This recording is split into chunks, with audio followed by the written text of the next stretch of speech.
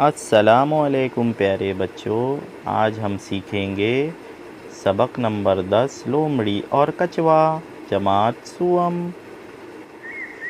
کسی جنگل میں ایک تالاب تھا۔ تالاب میں خوب ساری مچھلیاں اور مینڈک مل جل کر رہتے تھے۔ ان مچھلیوں اور مینڈکوں کے ساتھ ایک بڑا سا کالا کچوا بھی رہتا تھا۔ اس کچوے کی دوستی ایک لومڑی سے ہو گئی تھی۔ لومڑی اسی تالاب کے کنارے ایک چٹان کے بھٹ میں رہا کرتی تھی۔ کچوا جب تالاب میں تیرتے تیرتے اکتا جاتا تو کنارے پر آ کر دھوپ میں پڑا رہتا۔ لومڑی بھی وہاں آ جاتی۔ دونوں دوست جنگل کے دوسرے جانوروں، پھلوں، پھولوں اور پرندوں کی باتیں کرتے۔ ایک دن دونوں تالاب کے کنارے ادھر ادھر کی باتیں کر رہے تھے کہ انہوں نے شیر کی دہاڑ سنی۔ ارے بھاگو بھاگو، لومڑی چلائی، شیر آیا شیر آیا۔ بچوں، تم جانتے ہو کہ کچوا دھیرے دھیرے چلنے والا جانور ہے۔ اس کی پیٹھ پر پتھر کی طرح سخت خول ہوتا ہے جو اس کی حفاظت کرتا ہے۔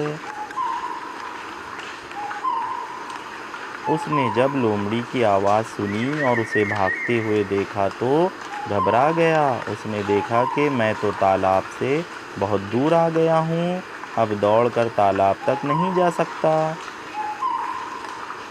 شیر کی دہاڑ پھر سنائی دی اور اچانک وہ جھاڑیوں سے نکل آیا۔ کچوا بیچارہ اب کیا کر سکتا تھا؟ اس نے ڈر کے مارے اپنا سر اپنے خول میں چھپا لیا۔ شیر نے کچوے کو اپنا سر چھپاتے دیکھ لیا تھا۔ اس نے گھرا کر چھلانگ لگائی اور کچوے کو دانتوں سے جکڑ لیا۔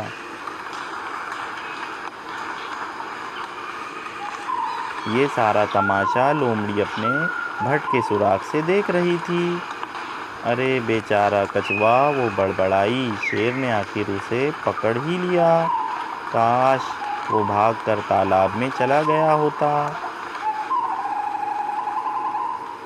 لومڑی نے دیکھا کہ شیر کچوے کی پیٹھ پر دانت گاڑنے کی کوشش کر رہا ہے۔ اب میں اپنے دوست کو کیسے بچاؤں؟ لومڑی نے سوچا۔ وہ شیر کے گھرانے کی آواز سن رہی تھی۔ اچانک اسے ایک ترکیب سوجھی۔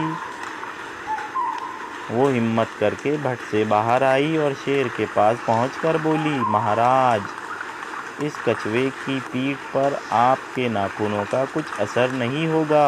اسے مارنے کی ایک ترکیب بتاؤں آپ کو؟ شیر گھرا کر بولا، ہاں ہاں ضرور بتاؤ مہاراج۔ آپ اسے تالاب کے پانی میں چھوڑ دیں۔ پانی میں رہنے سے اس کی پیٹھ کا خول نرم ہو جائے گا، تب آپ اسے آسانی سے چبا سکیں گے۔ یہ سن کر شیر خوش ہو گیا۔ ارے واہ بی لومڑی، تو بڑی عقل مند ہے، کہہ کر وہ کچوے کو منہ میں پکڑے ہوئے تالاب کی طرف بھاگا۔ کچوے کا دل زور زور سے دھڑک رہا تھا۔ تالاب کے پاس پہنچ کر شیر نے کچوے کو دور پانی میں اچھال دیا۔ کچوے کو اور کیا چاہیے تھا؟ شیر نے خود اسے تالاب میں ڈال دیا تھا۔ وہ تیر کر بہت گہرائی میں ایک چٹان کے نیچے جا چھپا۔ اب شیر کچوے کو پکڑ نہیں سکتا تھا۔ لومڑی نے جب دیکھا کہ اس کے دوست کی جان بچ گئی ہے تو وہ بھی دور جنگل میں بھاگ گئی۔ الفاظ معنی: بھٹ اس کے معنی ہے چھوٹا سا غار۔ ترکیب اس کے معنی ہے طریقہ۔ پیارے بچوں، اس کہانی سے ہمیں یہی سبق ملتا ہے کہ سچا دوست ہمیشہ برے وقت میں اپنے دوست کے کام آتا ہے۔